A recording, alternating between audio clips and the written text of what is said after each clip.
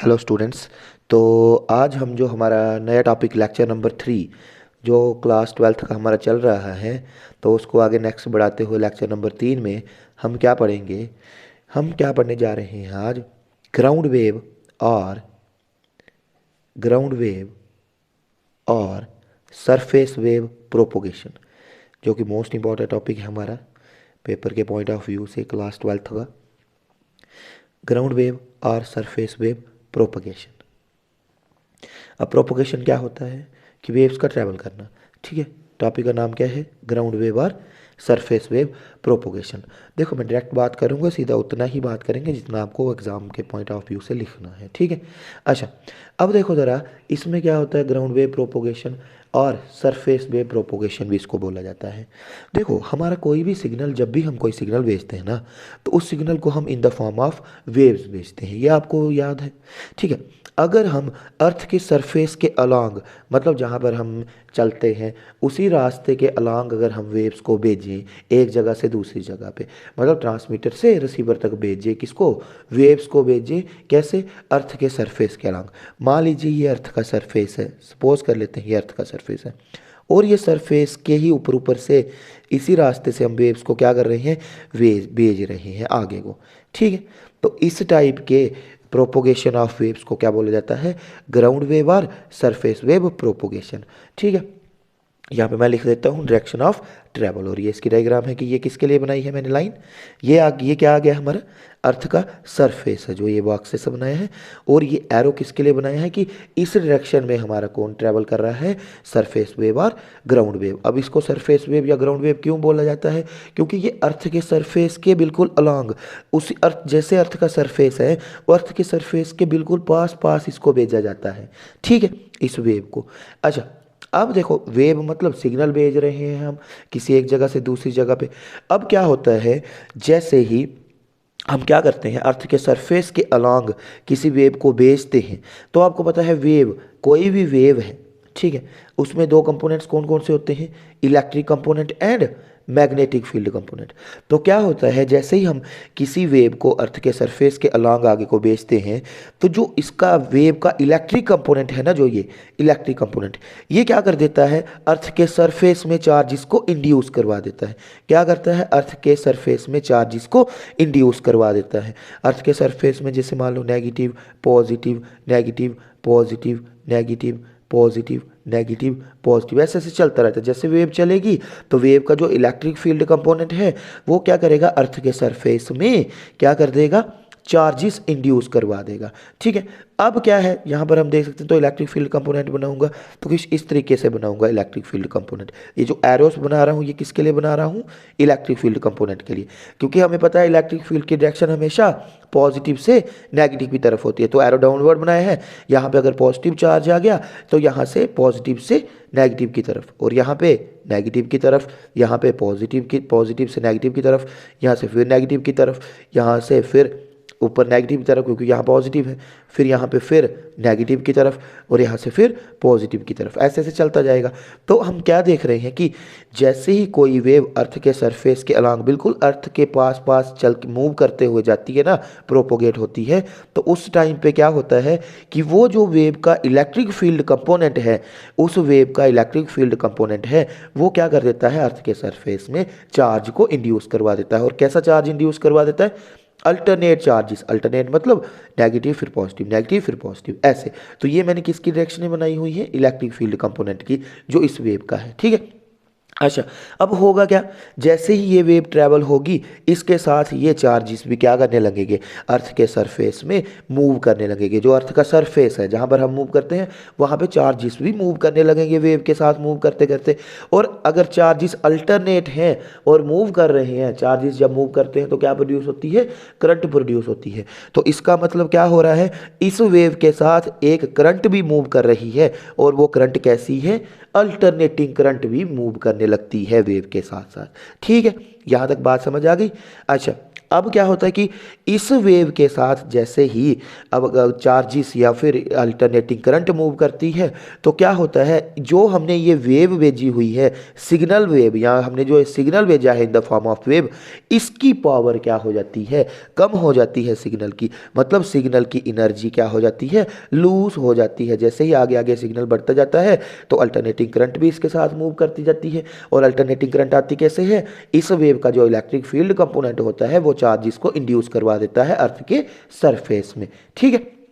अच्छा, अब होगा क्या कि इसकी वजह से जो ये चार्ज इंड्यूस हुआ या जो करंट मूव करने लगी अर्थ के सरफेस में, उसकी वजह से इस वेव सिग्नल में क्या हो जाएगा, क्या हो जाएगा, इस सिग्नल में एनर्जी का लॉस हो जाएगा।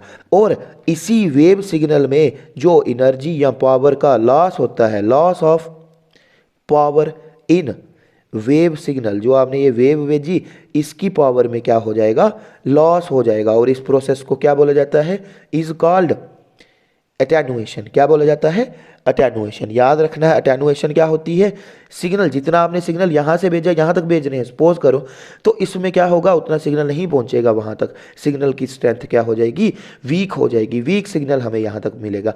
और जो ये सिग्नल की पावर में लॉस हुआ है, जो उसमें कमी आई है सिग्नल की स्ट्रेंथ में, उसको क्या बोला जाता है, अटेनुएशन। ठीक है। अब क्या होगा, और हमें ये भी, इसमें क्या होता है ग्राउंड वेव। अच्छा, जो ये वेव्स हम अर्थ के सरफेस के रास्ते ज़रिए भेजते हैं इनको क्या बोला जाता है, अर्थ के सरफेस के अलांग भेजा जाता है, इनको क्या बोला जाता है, सरफेस वेव्स बोला जाता है या फिर ग्राउंड वेव्स बोला जाता है। और इस पूरे प्रोसेस को क्या बोला जाता है, ग्राउंड वेव और सरफेस वेव प्रोपोगेशन। अच्छा, इसके बाद मैं बात करता हूँ क्या होता है, हम जब भी अगर इन वेव्स की फ्रिक्वेंसी हाई होगी तो अटेनुएशन भी क्या हो जाती है। अगर मान लो आप जो वेव्स भेज रहे हो अर्थ के सरफेस के अलॉन्ग, उनकी फ्रिक्वेंसी ज़्यादा है, बड़ी ज़्यादा फ्रिक्वेंसी की वेव्स भेज रहे हो आप, तो उस टाइम पे क्या होगा, अटेनुएशन भी क्या हो जाती है, ज़्यादा हो जाती है। अटेनुएशन मतलब सिग्नल जो ये वेव भेजी उसमें लॉस क्या हो जाएगा, ज़्यादा हो जाएगा। तो इसलिए ग्राउंड वेव प्रोपोगेशन में हम क्या करते हैं, सिर्फ लो फ्रिक्वेंसी और low frequency and medium frequency waves को ही भेजा जाता है। क्या किया जाता है, low frequency and medium frequency waves को ही प्रोपोगेट किया जाता है, मतलब अर्थ के सरफेस के अलॉन्ग। ठीक है। अच्छा, अब इसमें एक और बात क्या आती है, तो इसका मतलब आपको पता चल गया है कि हाई फ्रिक्वेंसी वेव्स को अर्थ के सरफेस के अलॉन्ग नहीं भेजा जाता है। क्यों नहीं भेजा जाता, क्योंकि हाई फ्रिक्वेंसी जो वेव सिग्नल होता है उसमें क्या आ जाती है, अटेनुएशन भी बड़ी ज़्यादा आ जाती है। अच्छा, अब इसका मतलब ग्राउंड वेव प्रोपोगेशन है जो, उसमें सिर्फ किस किस वेव्स को भेजा जाता है जिनकी फ्रिक्वेंसी क्या हो, लो फ्रिक्वेंसी हो या मीडियम फ्रिक्वेंसी हो। इसलिए और ये कहाँ काम आती है, ग्राउंड वेव जो प्रोपोगेशन है, जो ये ग्राउंड वेव प्रोपोगेशन है हमारी, ग्राउंड के ज़रिए हम वेव्स को भेजते हैं सीधा सीधा, ये कहाँ काम आती है ज़्यादा, ground wave propagation. Ground wave propagation हमारी काम आती है, is used for local broadcasting, मतलब लोकल ब्रॉडकास्टिंग में ये काम आती है। अब लोकल ब्रॉडकास्टिंग कैसे, जैसे मान लो हमारा जेके चैनल है, ठीक है, रामनगर में जैसे रेडियो होते हैं अलग अलग सिटीज़ में, जैसे उधमपुर में जो लोकल सॉरी, जो उधमपुर में लोकल रेडियो स्टेशन होगा, वहाँ उधमपुर में जो लोकल एफएम चलता होगा लोगों के मोबाइल फ़ोन्स या रेडियो में, तो वो कौन सी प्रोपोगेशन के अलॉन्ग मतलब सेंड किया जाता है, वो सिग्नल वो सेंड किया जाता है ग्राउंड वेव प्रोपोगेशन के अलॉन्ग। जैसे मान लो जैसे हमारा जेके चैनल रामनगर है, मीडिया वन रामनगर है, जेके चैनल रामनगर वन रामनगर है, जेके चैनल वन, ठीक है। तो इनमें जो हमारे घर तक जो सिग्नल आ रहा है वो किस रास्ते से आ रहा है, ग्राउंड वेव प्रोपोगेशन के रास्ते से आ रहा है। इसको क्या बोला जाता है, लोकल ब्रॉडकास्टिंग में काम आती है। तो ये था हमारा कौन सा, ग्राउंड वेव प्रोपोगेशन और surface wave propagation. I hope आपको समझ आया होगा। Thank you. हेलो बच्चों, तो आज हम नया लेक्चर, जो हमारा लेक्चर नंबर 4 है यूनिट कम्युनिकेशन का, तो आज का हमारा टॉपिक है space wave propagation. Most important question है स्पेस वेव प्रोपोगेशन। इससे पहले हमने क्या पढ़ा था, ग्राउंड वेव प्रोपोगेशन और सरफेस वेव प्रोपोगेशन। तो याद होगा आपको सरफेस वेव प्रोपोगेशन में हम अर्थ के सरफेस के अलॉन्ग वेव्स को भेजा जाता था एक जगह से दूसरी जगह तक, ट्रांसमीटर से रिसीवर तक भेजा जाता था वेव्स को। और वहाँ पर आपने एक बात देखी थी कि लो और मीडियम फ्रिक्वेंसीज की वेव्स सिग्नल को ही भेजा जाता था। और साथ में आपने एक और चीज़ देखी थी कि हाई फ्रिक्वेंसी वेव्स को नहीं भेजा जाता था ग्राउंड वेव प्रोपोगेशन के थ्रू, क्योंकि वहाँ पर एनर्जी का क्या हो जाता था, अटेनुएशन हो जाती थी।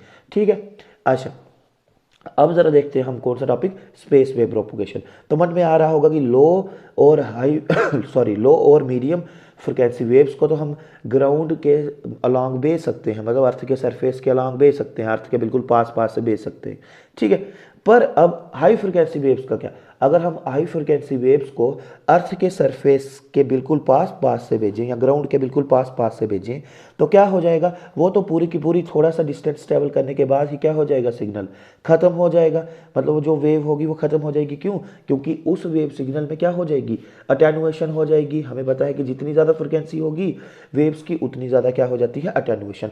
तो ग्राउंड वेव्स के रास्ते हम हाई फ्रिक्वेंसी वेव्स को नहीं भेज सकते हैं। तो उसके लिए हमारे पास क्या आता है, स्पेस वेव प्रोपोगेशन।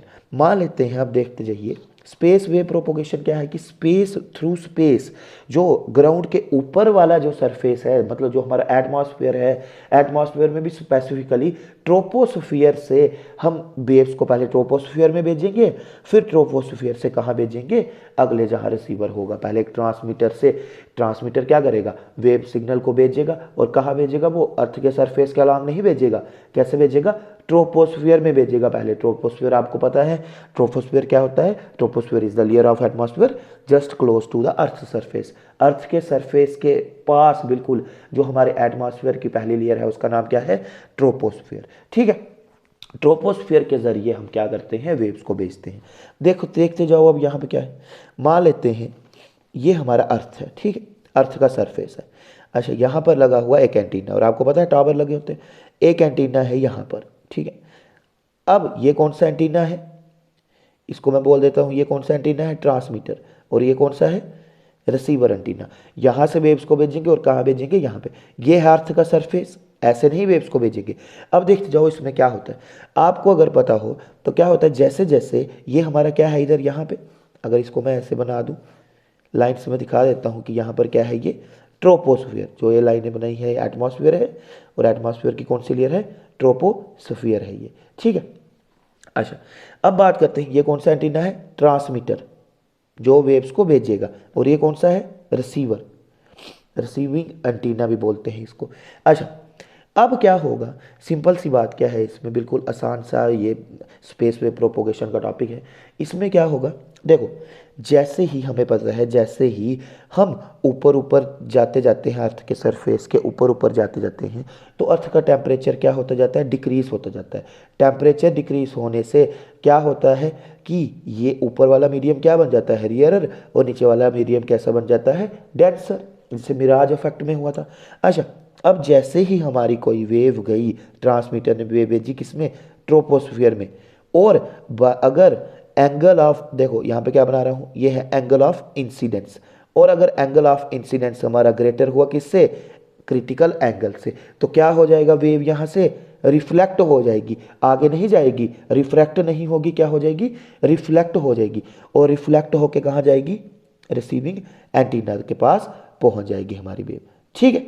अच्छा, अब एक तरीका तो ये है कि क्या हो, ट्रांसमीटर से वेव जाए ट्रोपोस्फियर में, ट्रोपोस्फियर में देखो, क्योंकि टोटल इंटरनल रिफ्लेक्शन का फार्मूला क्या है, मेन उसकी कंडीशंस क्या है, मेन कंडीशन क्या है कि एक तो angle of incidence is greater than critical angle होना चाहिए, और दूसरी बात क्या है, दूसरी बात क्या है कि वेव को जब कोई भी हमारे पास जो रे है वो कौन से मीडियम से कौन से मीडियम में जानी चाहिए, डेंसर से रियरर में। और आपको पता है ऊपर टेम्परेचर क्या हो जाता है, ऊपर सर्दी होती है, जितना ऊपर जाओ उतनी क्या है, ठंड है ऊपर, तो ऊपर टेम्परेचर कम है, तो ऊपर कौन सा मीडियम है, रियरर, और नीचे कौन सा मीडियम है, डेंसर, जहाँ पे हम रहते हैं। तो वेव जा तो रही है डेंसर से रियरर में, और अगर ये भी कंडीशन पॉसिबल हो जाए, इस एंगल पे अगर हम वेव को भेजें कि angle of incidence is greater than critical angle हो, उस टाइम पे वेव रिफ्लेक्ट होकर कहाँ चली जाएगी, हमारी रिसीविंग एंटीना तक पहुँच जाएगी। और इस वेव को क्या बोला जाता है, स्पेस वेव।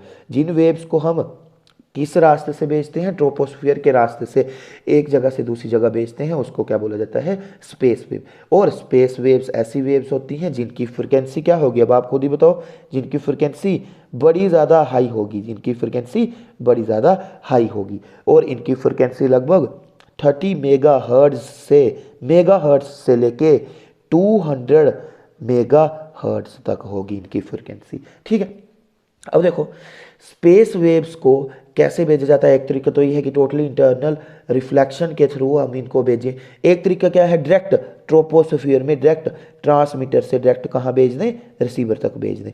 एक रास्ता हमारे पास ये है, अगर मैं इसको मान लेता हूँ ए, एक पाथ ही है कि डायरेक्ट ट्रांसमीटर से रिसीवर तक भेज दिया किसको? वेव को, जिसकी बड़ी हाई फ्रिक्वेंसी है, उसको क्या बोला जाता है? स्पेस वेव बोला जाता है। इसको नाम दे देता हूँ कि पाथ ए है। ठीक है, ट्रांसमीटर से रिसीवर में भेज दिया डायरेक्ट। और मीडियम क्या था बीच में? ट्रोपोस्फियर के मीडियम के अकॉर्डिंग, क्योंकि ट्रांसमीटर की और रिसीवर की हाइट भी बहुत ज़्यादा होती है, अर्थ के सरफेस के पास थोड़ा ना होते हैं ये। अच्छा, एक तरीका क्या है कि पहले वेव को इंसिडेंट करवाएं क्रिटिकल एंगल से ज़्यादा, और ये भी हमें पता है कि ट्रोपोस्फियर में जब वेव जाती है तो वो डेंसर से रियरर मीडियम में जाती है, क्योंकि ऊपर ऊपर जितना ऊपर जाएंगे उतना हमारा टेम्परेचर कम होता जाएगा और मीडियम उतना ही रियरर होता जाएगा। तो दोनों कंडीशन सेटिस्फाई होती हैं, तो टोटली इंटरनल रिफ्लेक्शन के फिनोमिना से भी वेव्स को ट्रांसमीटर से रिसीवर तक पहुंचा सकते हैं। बी हमारे पास ये पाथ है। और एक पाथ क्या है कि हम इनको डायरेक्ट कहाँ पे भेजें? ग्राउंड में भेजें, और ग्राउंड से ये क्या हो जाए? रिफ्लेक्ट होके कहाँ पे पहुंच जाए? सीधी हमारी रिसीवर के पास पहुंच जाए। तो ये हमारे तीन तरीके हैं किसमें? स्पेस वेव प्रोपोगेशन में। तो स्पेस वेव प्रोपोगेशन में आपने बस एक बात याद रखनी है कि इसमें टोटल इंटरनल रिफ्लेक्शन के तरीके से हम भेज सकते हैं वेव्स को, और ऐसी वेव्स जिनकी फ्रिक्वेंसी बड़ी ही ज़्यादा हाई होती है उनको भेजते हैं हम एक जगह से दूसरी जगह तक। ठीक है, अच्छा, और उसके बाद किस मीडियम के थ्रू भेजते हैं? ट्रोपोस्फियर के थ्रू हम इन वेव्स को भेजते हैं। ठीक है, तो आई होप आपको ये समझ आया होगा। Thank you. हेलो बच्चों, तो आज हम क्या करने स्टार्ट करने जा रहे हैं? लेक्चर नंबर जो हमारा क्या आएगा? 5। अब आप सोच रहे होंगे कि यहाँ पर सर ने लेक्चर नंबर 4 भी क्यों साथ में रखा हुआ है, तो इसकी भी मैं बात करूँगा। देखो, जो हमने स्पेस वेव प्रोपोगेशन पढ़ा था, ध्यान से देखो, तो इसमें हम वेव्स को टोटली इंटरनली रिफ्लेक्शन के थ्रू कौन से एटमॉस्फेयर की कौन सी लेयर से भेजा जाता था? ट्रोपोस्फियर से भेजा जाता था स्पेस वेव्स को।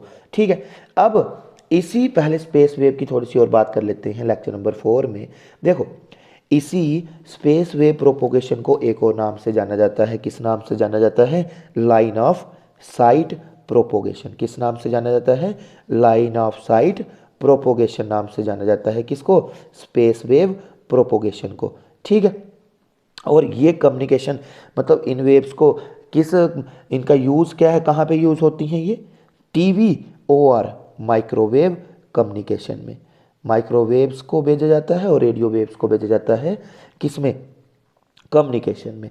एक जगह से दूसरी जगह सिग्नल को भेजना हो तो उस टाइम पे टीवी में जो सिग्नल आते हैं उनको किसके थ्रू भेजा जाता है? स्पेस वेव प्रोपोगेशन के ज़रिए भेजा जाता है। ठीक है, और microwave communication high frequency waves को भेजा जाता है। हाई फ्रिक्वेंसी वेव्स हमारी माइक्रोवेव्स होती हैं, तो इसको क्या बोला जाता है? माइक्रोवेव कम्युनिकेशन भी में भी ये काम आती हैं, क्योंकि हाई फ्रिक्वेंसी किनकी होती है? माइक्रोवेव्स की बड़ी ज़्यादा हाई फ्रिक्वेंसी होती है। अच्छा, अब हम बात करते हैं किसकी? Lecture number 5, next topic sky wave propagation. बिल्कुल आसान है ये, लेक्चर नंबर 4 के साथ ही इसका कंपेयर करेंगे। क्या नाम है इसका? Sky wave propagation. Sky wave propagation में क्या होगा? सेम यहाँ पर भी ये अर्थ का सरफेस ले लेते हैं। यहाँ पे हमारा क्या है? एक एंटीना है जिसको हम ट्रांसमीटर बोल रहे हैं। ये हमारा क्या है? रिसीवर, रिसीविंग एंटीना है ये यहाँ पे। अच्छा, ये ट्रांसमीटर है और ये क्या है? हमारा रिसीविंग एंटीना। और ये कहाँ पे है? अर्थ के सरफेस पे लगाए हुए हैं 2 टावर। अच्छा, अब क्या होगा? आपको पता होगा कि हमारे एटमॉस्फेयर की सबसे जो ऊपर लेयर है उसको क्या बोला जाता है? आइनोस्फीयर। कौन सी लेयर है ये? आइनोस्फीयर।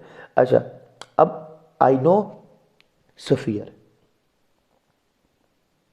आइनोस्फीयर एटमॉस्फेयर की सबसे ऊपर वाली लेयर है।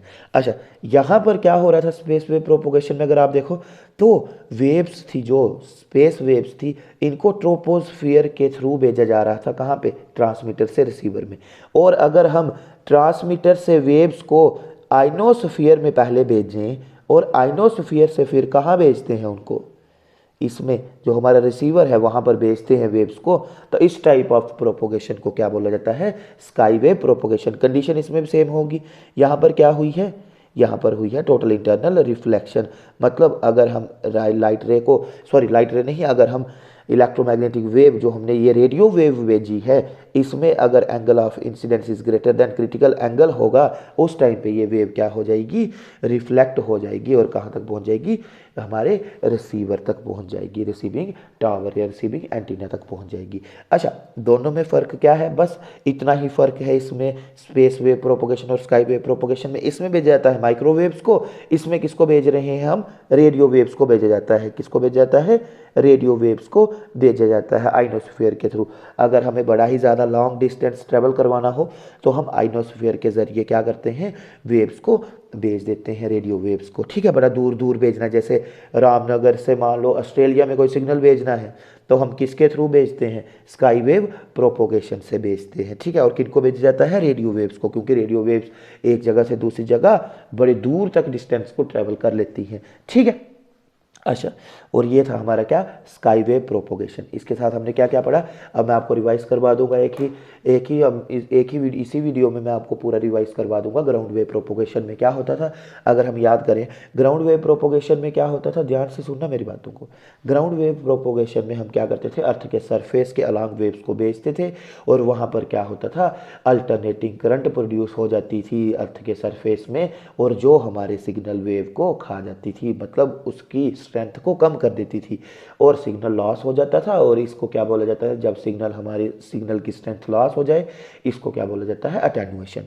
अच्छा, उसमें हम क्या करते थे, सिर्फ लो और मीडियम फ्रिक्वेंसी वेव्स को भेजते थे एक जगह से दूसरी जगह, और जहाँ पर कम डिस्टेंस हो, मतलब एक जगह से दूसरी जगह भेजना है और डिस्टेंस थोड़ा कम हो। फिर उसके बाद क्या आ जाता है, space wave propagation. Space wave propagation में हम वेव्स को ट्रोपोस्फियर के मीडियम से भेजते हैं जब डिस्टेंस तो थोड़ा और बढ़ जाए। ठीक है, और ये इसको क्या बोला जाता है, एक और नाम से जाना जाता है लाइन ऑफ साइट प्रोपोगेशन। और जिन वेव्स की फ्रिक्वेंसी बड़ी ज़्यादा हाई हो उनको भेजा जाता था स्पेस वेव के थ्रू, स्पेस के थ्रू भेजा जाता था, मतलब ट्रोपोस्फियर के थ्रू भेजा जाता था। अच्छा, उसके बाद आ जाता है हमारा कौन सा, स्काई वेव प्रोपोगेशन। इसमें क्या करते थे हम, सिंपल सी बात है, आइनोस्फीयर जो एटमॉस्फेयर की सबसे लास्ट में लेयर है जिसका नाम क्या है, आइनोस्फीयर, वहाँ से पहले वेव्स को ट्रांसमीटर से उधर भेजा जाता है, वहाँ से क्या होती है, रिफ्लेक्शन, और वो वेव्स जाके कहाँ रिसीव हो जाती हैं, रिसीवर में। अच्छा, अब ये रिफ्लेक्शन कौन सी फिनोमिना है, टोटल इंटरनल रिफ्लेक्शन है। ये हमने पढ़ा है लाइट यूनिट में, ऑप्टिक्स में पढ़ा है ये हमने।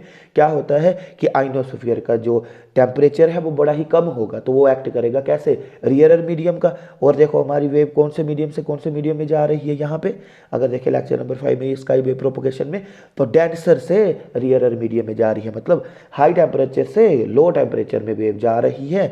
और जब angle of incidence is greater than angle of critical होगा तो उस टाइम पे वेव क्या हो जाती है, टोटली इंटरनली रिफ्लेक्ट हो जाती है। और इसमें किसको भेजा जाता है, स्काई वेव प्रोपोगेशन में रेडियो वेव्स को भेजा जाता है। अगर बड़ा ही ज़्यादा दूर भेजना है सिग्नल को तो स्काई वेव प्रोपोगेशन का काम करते हैं, उसको स्काई वेव प्रोपोगेशन के थ्रू भेजा जाता है। और अगर बिल्कुल ही पास पास सिग्नल को भेजना है तो उस टाइम पे कौन सा करते हैं हम, यूज़ प्रोपोगेशन मेथड, उस टाइम पे हम करते हैं ग्राउंड वेव प्रोपोगेशन मेथड। और अगर हाई फ्रिक्वेंसी वेव्स को भेजना हो उस टाइम पे हम कौन सा प्रोपोगेशन मेथड यूज़ करते हैं, space wave propagation method use करते हैं। आई होप आपको समझ आ गया होगा, और इसके साथ मुझे दीजिए इजाज़त। Thank you.